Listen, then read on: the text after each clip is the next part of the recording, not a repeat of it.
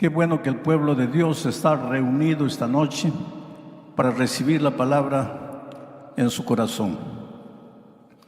Ustedes, cada uno, es lo más precioso que Dios tiene en esta vida. Si ustedes pudieran entender cuánto son amados por Dios. A veces, cuando la vida nos maltrata, porque esta vida es cruel, es dura, es injusta muchas veces. El primer pensamiento que sube a tu mente es que Dios te ha abandonado, que estás solo. No es verdad. Si tuvieses la capacidad de ver el mundo espiritual, verías ahí a Jesús a tu lado llorando contigo. Nunca tendremos palabras para agradecer a Dios por cuán bueno es para con nosotros. Vamos a orar. Amado Padre que estás en los cielos, yo creo que desde el cielo, Señor, y aquí mismo en la tierra, ángeles están alabando tu nombre este momento junto con nosotros. Y tú contemplas a estos hijos aquí en Lima. Cada persona que está aquí tiene su historia. Cada uno en algún momento de la vida pasa por momentos dolorosos, tristes, de derrota, de fracaso, de lágrimas, pero también momentos de alegrías, de júbilo, de gratitud. Estas personas están aquí no solo para oír tu palabra, sino trayendo sus luchas, sus dramas, sus problemas, para colocarlos en tus manos. Tú que eres Dios de amor, Dios de misericordia, tú que te compadeces de tus hijos, por favor, en este momento extiende tu mano poderosa y toca la vida de cada persona que ha venido. Hay gente enferma, Señor, enferma del cuerpo, tal vez desahuciada por el médico, tal vez sin esperanza de vivir. Pero hay gente también enferma del alma, enferma del espíritu, gente amargada, resentida, triste, derrotada, gente que está perdiendo el sentido de la vida. Oh Señor, esta noche manifiéstate en la plenitud de tu poder. Que tu gracia, como cataratas de amor, caigan del cielo y mojen la vida de cada persona que ha llegado aquí. Vamos a abrir tu palabra ahora. Queremos entender lo que quieres decirnos. En el nombre de Jesucristo. Amén. Muy bien, mis amados, qué bueno estar aquí en Lima y estar en este lugar bonito, que otros días es palco de tanto tipo de programa, pero que esta noche se ha transformado en un templo donde ustedes vinieron a adorar, a cantar y donde tenemos seguridad que el Espíritu Santo se está moviendo. Vamos al texto bíblico. Vamos a leer el primer versículo porque son varios versículos y después voy a parar para contarles el contexto a fin de que ustedes entiendan el texto. Entonces vamos al texto. Es el capítulo 25 del primer libro de Samuel. El texto para esta noche son los versículos 20, 23, 20 y 24. Entonces primero vamos a leer el versículo 20 y después voy a contarles la historia para que ustedes entiendan lo que Dios está queriendo decir y lo que el texto está queriendo comunicarnos. El versículo 20 dice así: y montando un asno. ¿Quién? Abigail. El texto de esta noche habla de una mujer llamada Abigail. Su esposo se llamaba Nabal. Y montando un asno, bajó por una parte secreta del monte. Aquí se habla de un monte. Y he aquí, David y sus hombres venían frente a ella. Otras versiones dicen contra ella. Otras versiones dicen en dirección a ella. Y ella les salió al encuentro. Lo cierto es que David y Abigail se encontraron en el monte. Pero ¿qué puede Dios querernos decir a través de este texto bíblico? Sabes que uno de los errores que cometemos en la vida espiritual es leer la Biblia por leerla, leer la Biblia sin entender. Y a veces en nuestro afán de querer leer toda la Biblia leemos 3, 4, 5 capítulos por día. todos cansados, con sueños, pero leer, porque nos hemos propuesto terminar de leer la Biblia. Yo no digo que ese tipo de lectura de la Biblia no sirva. Claro que sirve. Pero sería mejor leer 1 o 2 versículos y reflexionar, meditar, preguntarnos qué es lo que Dios quiere decirme aquí. Vamos a decir que estás viviendo un momento difícil de tu vida, que tu esposo dice que no te ama más y que quiere separarse, y que tienen 3 hijos pequeños, y tú estás con miedo. ¿Qué va a ser de mí sin esposo, con 3 niños pequeños? Estás ansiosa. Cuando tú leas la Biblia, no quieras tú leer 3, 4 capítulos pensando que porque lees 4 o 5 capítulos Dios te va a bendecir. No, calma ahí. Lee un versículo, pero trata de entender para el drama que estás viviendo qué es lo que Dios te quiere decir en ese texto. Eso se llama reflexionar, pensar. El otro día me estaba preguntando a alguien: pastor, ¿usted lee un texto y comienza a sacar del texto ideas que a mí nunca se me ocurrió? Es porque no has parado para reflexionar. Ustedes me ven predicar sin papel, ¿no? Yo no tengo un bosquejo, pero yo no me levanté, abrí el texto y comienzo a hablar lo que imagino. No, las cosas no funcionan de esa manera. He pasado horas y horas hablando con Dios, reflexionando en el texto, consultando otras fuentes, buscando información para preparar el mensaje. Además de preparar el mensaje, he grabado los principales pensamientos en mi mente. Entonces mi bosquejo ya está escrito en mi cabeza, de tal manera que en lugar de estar mirando al papel, yo los estoy mirando a ustedes. Y por más que ustedes no se den cuenta, yo puedo ver sus ojos y yo puedo ver tu rostro, y yo sé cuándo una frase que yo digo toca tu corazón y cuando algo que yo estoy hablando no te está llegando mucho, y entonces yo puedo cambiar la dirección de mi mensaje, porque el propósito del mensaje no es predicar un bonito sermón. El propósito del mensaje es responder las inquietudes espirituales que tú tienes. Yo me voy a considerar un pastor agradecido, un predicador feliz esta noche, cuando tenga en mi corazón la certeza de que tú has entrado buscando respuestas y vuelves feliz y agradecido a Dios. Entonces el sermón ha cumplido su propósito. Entonces, cuando leas la Biblia, no seas apresurado. Y ahora quiero hablarte de eso, del texto de esta noche. ¿Qué puede haber en el texto que leímos? Que Abigail se subió a un asno y estaba bajando por la montaña, y que David estaba subiendo por la montaña y se encontraron en el monte. ¿Cuál es el mensaje? Pues para entender un texto tienes que leer el contexto. El texto está en ese versículo y el contexto está en todo el capítulo. Y si tú quieres saber más contexto todavía, lee 2 capítulos anteriores y tal vez 1 o 2 posteriores, y ahí vas a tener el cuadro completo. Entonces, yo te voy a explicar más o menos el contexto para entrar al mensaje de esta noche. En el Valle del Carmelo, ¿te acuerdas del Valle del Carmelo? Fue el lugar donde Elías derrotó a los profetas de Baal. ¿Te acuerdas de ese incidente? Bueno, en el Valle del Carmelo vivía un hombre llamado Nabal. Dice que entre otras cosas tenía 3,000 carneros y 1,000 cabras. Era un hombre rico, era un hacendado rico, casado con una mujer llamada Abigail, que es la personaje central de nuestro mensaje esta noche.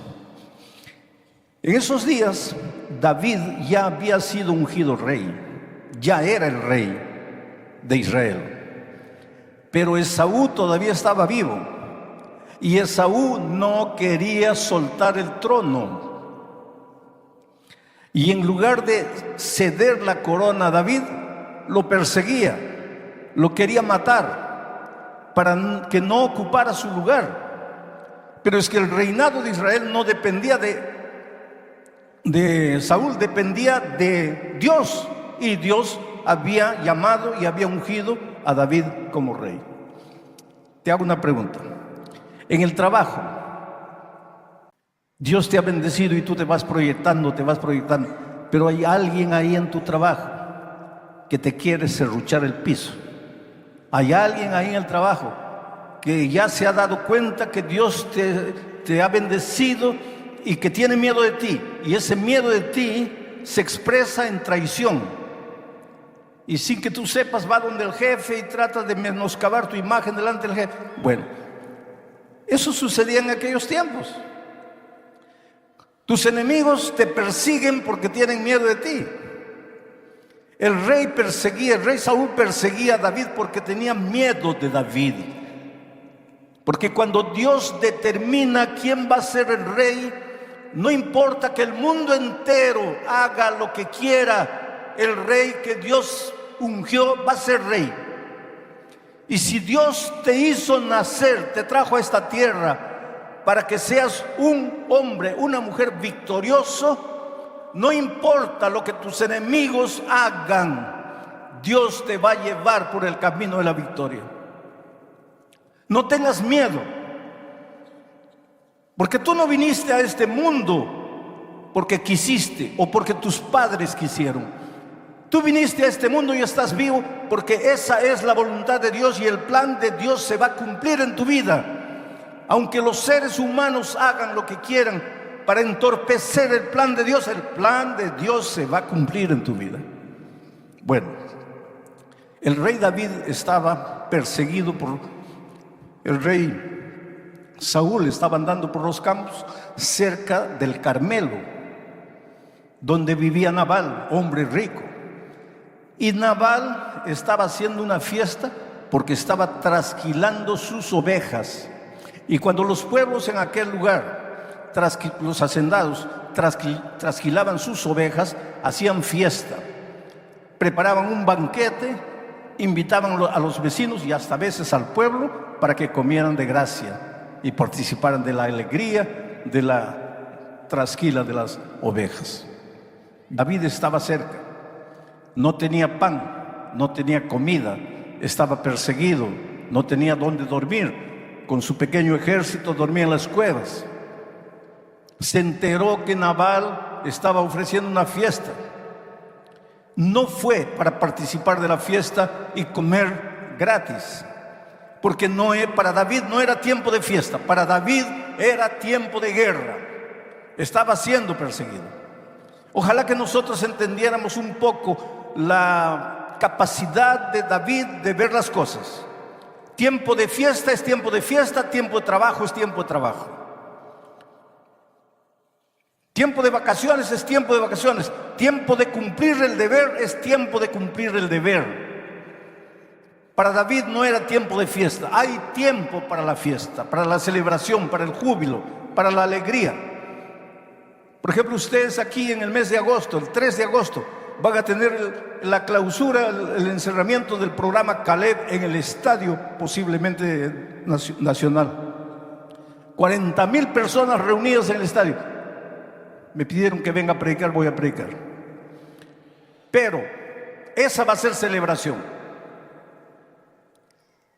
Lo que ahora no es tiempo de celebración, ahora es tiempo de trabajo. Y todos tienen que salir y buscar un amigo, un vecino, un compañero de trabajo, de estudio, estudiar la Biblia, preparar a esas personas. En la semana de evangelismo, antes del proyecto Galileo, pues participar, trabajar, predicar. Y entonces sí nos preparamos para la fiesta del Estadio Nacional, porque tiempo de fiesta es tiempo de fiesta, pero tiempo de trabajo es tiempo de trabajo. El problema con nosotros los seres humanos es que nos gusta la fiesta, celebración, alegría, júbilo, aplaudimos, cantamos, queremos un show musical, pero cuando se trata de trabajar no trabajamos. Y con David las cosas eran diferentes. Ese no era momento de festividad. Así que David escogió 10 jóvenes de su ejército y los mandó a Nabal. Y les dijo, por favor, pídanle un poco de comida a Nabal, que es un hombre rico. Un poco de comida para este ejército pequeño no le va a hacer falta, él es un hombre rico. Además, cuando hubo un poco de falta de pasto en las tierras de Nabal, ellos vinieron a nuestras tierras y nosotros les ayudamos a sus pastores. Ahora ha llegado el momento de que ellos pues nos devuelvan el favor que nosotros les hemos hecho. Entonces vayan y pidan comida. Y cuando los jóvenes llegaron a Nabal y le dijeron: venimos en nombre de David, este imprudente, necio Nabal, hombre rico, hombre orgulloso, vanaglorioso, hizo una pregunta interesante: ¿y quién es David? ¿Y a mí qué me importa David? Me recuerda mucho la pregunta que Faraón le dijo cuando Moisés le dijo que había sido enviado para libertar al pueblo de Israel. Faraón preguntó: ¿y quién es Dios? ¿Y a mí qué me importa Dios? El atrevimiento de un hombre que no tiene a Dios en su corazón, el atrevimiento de un pequeño, minúsculo ser humano que se atreve a desafiar a Dios. ¿Quién es Dios? Y en este caso de Nabal, ¿quién es David? ¿A mí qué me importa David? Y los 10 mensajeros volvieron a David con el informe y le dijeron: mira, vamos a buscar ayuda en otro lado, porque este hombre dice que ni te conoce, dice que ni sabe quién eres tú, no quiso ayudarnos. David era el rey, había sido ungido rey, y era un rey amoroso. Al final de cuentas es un prototipo del Señor Jesucristo, del Rey de Reyes y Señor de Señores. Pero la actitud de David ahora cambió y dijo: no quiso ayudarnos, entonces ahora vamos a tomar todo por la fuerza, porque al final de cuentas todo lo que él tiene pertenece al reino. Y agarró su pequeño ejército y se dirigió hacia el Carmelo para tomar por la fuerza. Venía ahora la destrucción para Nabal y su gente. Pero un hombre de Nabal se enteró que ahora el rey venía, y ya no venía en son de paz, ya no venía con amor, ahora venía con justicia. Y ese hombre de Nabal corrió a la esposa de Nabal, Abigail, y le dijo: mira, tu esposo le negó ayuda al rey, y ahora el rey viene a tomar por la fuerza todo y nos va a destruir. Entonces Abigail preparó comida, mandó hornear pan, agarró frutos secos, entre ellos higos, llenó en bolsas, en canastas, y se dirigió al encuentro del rey David. Y ahí viene el texto. Voy a pedir que coloquen el texto nuevamente, el texto inicial, el versículo 20. Ahí viene el texto. Digo, ahí viene el texto. Espero que venga. Llegó. Muy bien. ¿Y qué dice el texto? Y montando un asno. ¿Quién? Abigail. Con los panes que había preparado, con los frutos secos que tenía. Montando un asno, descendió por la parte secreta del monte. Y he aquí, David y sus hombres venían frente a ella, en dirección a ella. Y ella salió al encuentro de David y sus hombres. Y este fue el encuentro de una mujer que venía a interceder por su esposo necio que le había negado al rey, de una mujer dispuesta a reconocer al rey como rey, y el encuentro del rey. Ahora yo les hago una pregunta, sin forzar el texto. ¿Ustedes se acuerdan de un monte donde el Rey de Reyes se hizo hombre, perseguido por los hombres, castigado por los hombres, herido, coronado de espinos, sangrando? Subió la cuesta de un monte. ¿Para qué? Para encontrar pecadores cargados de culpa y morir por ellos y perdonarlos. En el monte Calvario nos encontramos nosotros, pobres, miserables pecadores, sin derecho a la vida, con el Rey de Reyes hecho hombre, que vino a morir en nuestro lugar la muerte que nosotros merecíamos. Miren la figura maravillosa del Antiguo Testamento proyectándose hacia el futuro, hacia el Nuevo Testamento. Ahora viene el versículo siguiente. Leamos. Y cuando Abigail vio a David Voy a pedir que dejen un poquito de tiempo el texto ahí. Y cuando Abigail vio a David,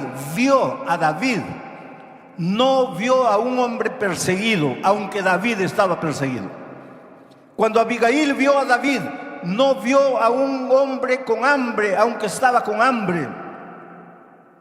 El Señor Jesucristo en esta tierra dijo: las zorras tienen cuevas, los pajaritos tienen nido, pero el Hijo del Hombre no tiene dónde apoyar su cabeza.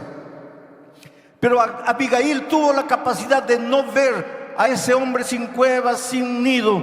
No vio a un hombre perseguido. Tuvo la capacidad de ver al rey, al futuro rey de Israel. Y cuando Abigail vio a David, vio al rey, no dice el texto, pero el contexto nos dice, porque dice el texto: vio a David, se bajó prontamente del asno y postrándose sobre su rostro delante de David, se inclinó a tierra y se echó a sus pies. Y después le dijo: Señor. Mientras Nabal no tuvo la capacidad de ver en David al futuro rey, su esposa Abigail vio a un hombre perseguido, pero no vio a un hombre perseguido. Tuvo la capacidad de ir más allá y ver al rey, al redentor del ser humano. Oh, queridos, para muchos el Señor Jesucristo no pasa de un gran revolucionario social. Para otros no pasa de un gran maestro. Para otros no pasa de un político revolucionario de aquellos tiempos. Para otros es la fuente de una filosofía maravillosa que podría transformar el mundo. Pero yo te pido esta noche, cuando dirijas tus ojos al Señor Jesucristo, trata de verlo primero como tu Redentor, como tu Salvador, como el Dios que te ama, a quien tú le importas, el Dios que dejó su trono allá en el cielo y vino a esta tierra para humillarse y descendió a lo más profundo, se hizo siervo, y no solo siervo, murió la muerte de un delincuente. ¿Para qué? Para salvarte.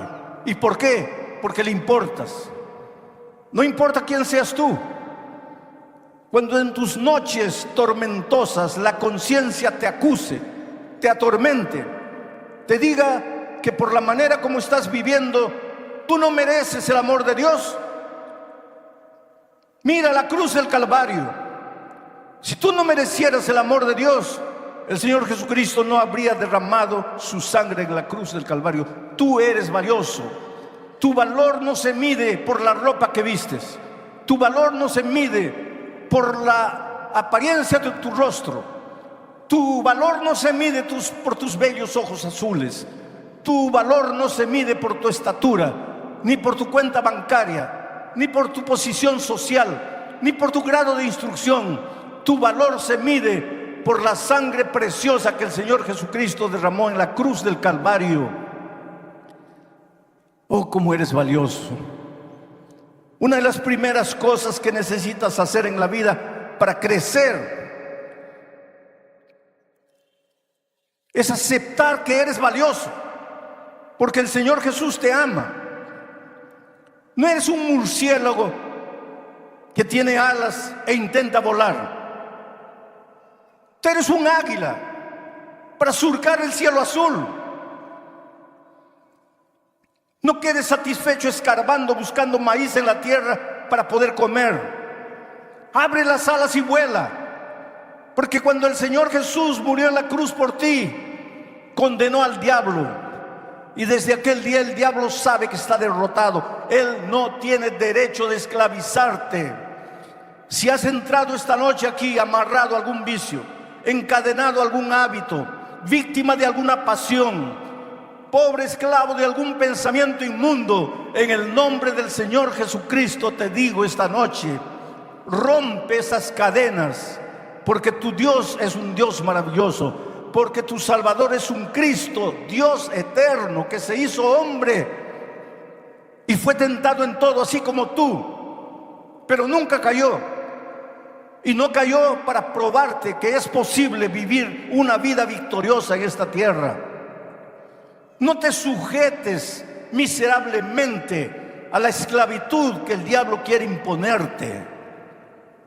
No creas que porque has intentado 1 o 2 o 5 veces ya has fracasado, ya estás completamente fracasado. No, intenta una vez. Y si un día aceptaste a Cristo y te bautizaste y caíste, levántate. Y si vuelves a caer, vuelve a levantarte. En el cielo no habrá gente que nunca ha caído. En el cielo habrá gente que aunque cayó, creyó en el Señor Jesucristo, se levantó y continuó caminando. Ahora yo quiero hablarte del futuro. Y para eso voy a leer el texto de Apocalipsis, capítulo 19. Y voy a pedir que coloquen ese texto en la pantalla. Porque hoy día el Señor Jesucristo es tu Salvador.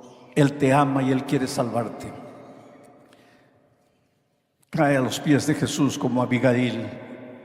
Llora delante de Él. Dile: Señor, yo no tengo fuerzas. Tú sabes que te amo, pero soy un pobre derrotado espiritual porque no tengo fuerzas. Soy demasiado carnal. Soy débil. Yo en el fondo quisiera amarte, quisiera seguirte, quisiera ser un soldado fiel. Yo lucho, yo me esfuerzo, pero no puedo. Señor, por favor, ten piedad de mí.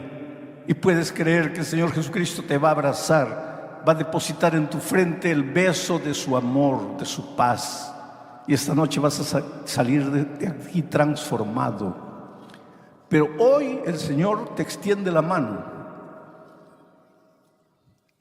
Te pide pan, te pide agua.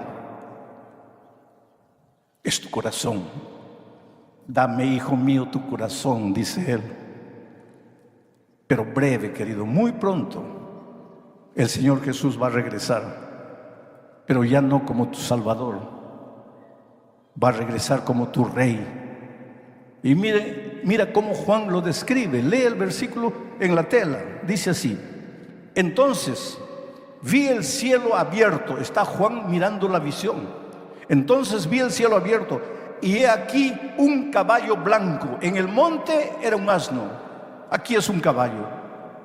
Y he aquí un caballo blanco, y el que lo montaba se llamaba Fiel y Verdadero, y con justicia juzga y pelea. Este es el Señor Jesucristo. Pero ya no es ahora el Salvador amoroso que toca tu puerta, que te llama, que te invita. Ahora es el Rey que viene a reinar, que viene a juzgar.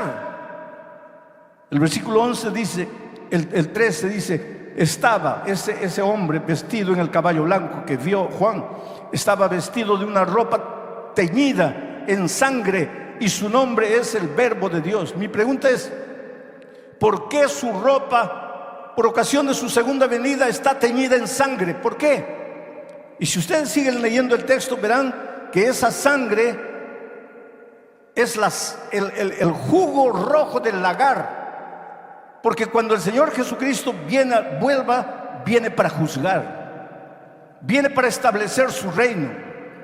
Ese día, aquellos que hoy aceptaron al Cristo Salvador levantarán las manos al cielo para esperar al Señor Jesucristo. Y aquellos que hoy rechazaron, endurecieron su corazón, no abrieron la puerta, no tomaron la decisión, ese día correrán a las piedras, a las rocas, y dirán: caigan sobre nosotros, porque no podemos soportar el rostro del que viene en gloria y majestad. Oh, mi amigo querido, nuestra vida está en juego. Tenemos que tomar decisiones. Anoche en mi mensaje dije: casi salvo significa estar totalmente perdido. El hecho de que tú escuches la palabra de Dios y digas amén, qué maravilloso, me gustó, no te ayuda. Tienes que comprometerte con el Señor Jesucristo. Tienes que entregarle la vida, tienes que rendirte a Él. Y cuando tú lo haces, tú no tienes idea de lo que puede suceder en tu vida. Yo recuerdo la historia triste de una señora en los Estados Unidos, casada con un hombre incrédulo, igual que Nabal y Abigail. Él, terco, duro, no aceptaba la religión. Decía que la religión es una tontería para gente débil, que él era un comerciante de mucho dinero, de éxito. Él no necesitaba de esas cosas de religión, que la religión era para mujeres y la mujer era adventista, la esposa era adventista. Tenían 2 hijos gemelos.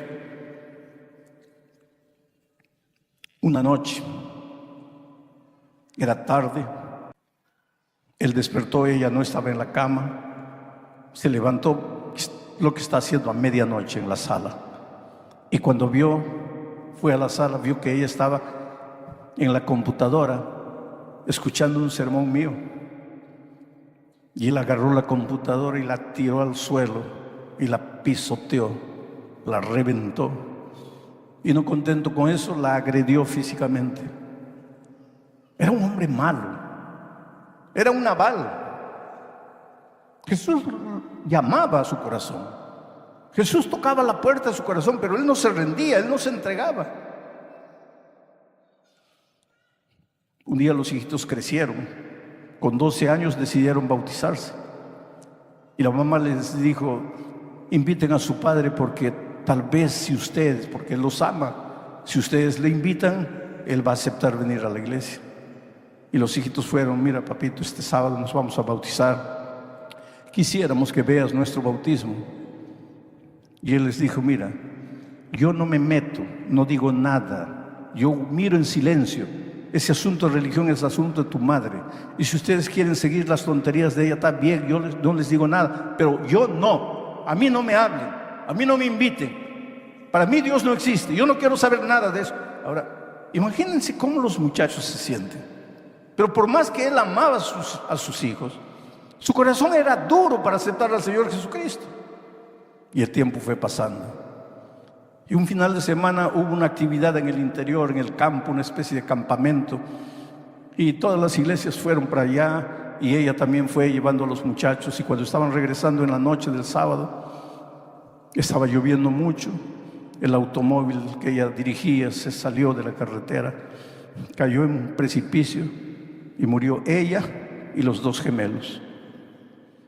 Cuando el hombre se enteró de la muerte de su esposa, hizo tanto escándalo en la iglesia, buscó al pastor de la iglesia y lo agredió físicamente. Ustedes mataron a mi esposa, ustedes la llevaron al campo, ustedes mataron a mi esposa. Después de eso, ese hombre entró en un periodo de depresión terrible. No comía, no bebía, no se levantaba, no se bañaba, pasaba todo el día en la cama. No iba a trabajar, no se presentaba en las empresas. Tenía varias empresas. Todo estaba abandonado. Y los empleados esperando que él reaccionara, pero él cada vez peor y peor y peor. En esas circunstancias se sintió tan mal que lo llevaron al hospital. Y el médico le declaró un cáncer. Y ahora él decía: yo quiero morir, ¿para qué vivir? Mi esposa está muerta, mis hijos están muertos, ¿para qué vivir? Y quería morir. Pero una noche se acordó de aquel incidente en que él se levantó, destrozó el computador, agredió a la esposa. Y fue a la computadora y abrió, y me comenzó a buscar y me encontró. Y comenzó a escuchar un sermón. Por primera vez en su vida comenzó a escuchar un sermón, y escuchó todo el sermón. Y cuando terminó, cayó de rodillas, llorando, desesperado. Y dijo: ahora entiendo lo que mi esposa encontró. Ahora entiendo el mensaje que mi esposa seguía. Pero ella estaba muerto, los hijos muertos, y él lloró, lloró, lloró la noche toda y adormeció en el suelo.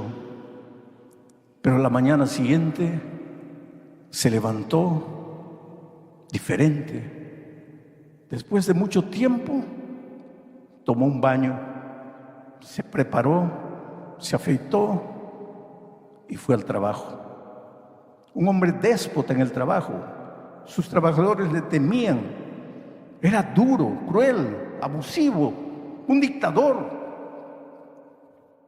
Pero esta vez él apareció en la empresa saludando a todo el mundo. sonriendo para todo el mundo. Él mismo no entendía lo que le estaba pasando.